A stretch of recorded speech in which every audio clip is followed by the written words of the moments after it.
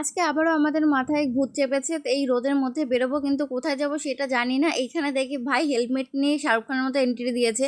আর গাড়িতে যেহেতু তেল ছিল না, তাই প্রথমেই পেট্রোল পাম্পের থেকে তেল ভরে নিলাম। এখান থেকে ভাই রাগ করে বসে রয়েছে, যেহেতু ওকে নেওয়া হয়নি। তারপরে যেহেতু আমরা কোনো ডিসাইড করতে পারিনি কোথায় ঘুরতে যাব, তাই রাস্তা বসেই ডিসাইড করেছি। এবার ভাবলাম যে যাই মায়ের মন্দির থেকে একটু ঘুরে আসি। আর যেহেতু ভাইরাও দেখেনি মায়ের মন্দির, তার জন্য এটাই আমরা ঠিক করলাম। তারপরে প্রথমে আসে মাকে দর্শন করে নিলাম। আর মায়ের মুখটা দেখেছো কি মিষ্টি, তাই না?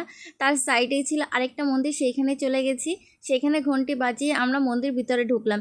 আর এইখানে সুন্দর পরিবেশ, তোমরা দেখলে নিজেই মুগ্ধ হয়ে যাবে।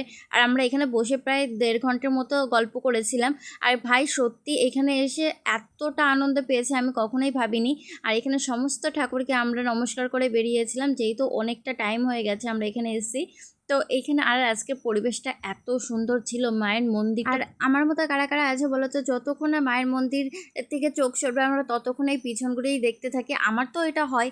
তারপরে এই যা গরম, আবারও সেই কষ্ট। তারপরে ভাবলাম যে একটু আখের রস খেয়ে শরীরটাকে ঠান্ডা করা যাক।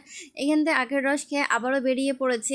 এবার একটা যাবো আরেকটা জায়গায়। আর এই জায়গাটা দেখে তোমরা অনেকেই বুঝতে পেরে গেছে কোথায়। আমরা এসেছিলাম শ্মশানে। আর এই শ্মশান মানে অনেকেই ভয় পাও, কিন্তু ভয় পাওয়ার কিছুই নেই। কি সুন্দর জানো, এই শ্মশানে আসলে মনটা পুরো ঠান্ডা হয়ে যায়। এইখানেই আমাদের শেষ দেহটা পড়বে, তার জন্য এখানে ভয় পাওয়ার মতো কিছুই নেই। আর এখানে ভাই তো আরও রাগ করে ড্যাম করে শুয়েছিল, তাই ভাইকে একটু রাগ ভাঙিয়ে চলে আসলাম স্নান করতে যাব বলে। তো এখানে আমিও রেডি হয়ে গেছি, ভাইয়ের আমি বেরিয়ে পড়েছি। এবার এখানে যাব যেহেতু পুকুরে স্নান করতে। আর আমি পাক্কা 7.5 বছর পর পুকুরে নামছি, তো আমার ভয় আনন্দ দুটোই কাজ করেছিল আমার ভিতরে। আর এখানে ভাইরা তো এত আনন্দ করে স্নান করছিল। তা যখন আমাদের স্নান টান করা হয়ে যায়, তখন ভাইকে বলছিলাম, ভাই স্নান করে কেমন কি মজা পেলি?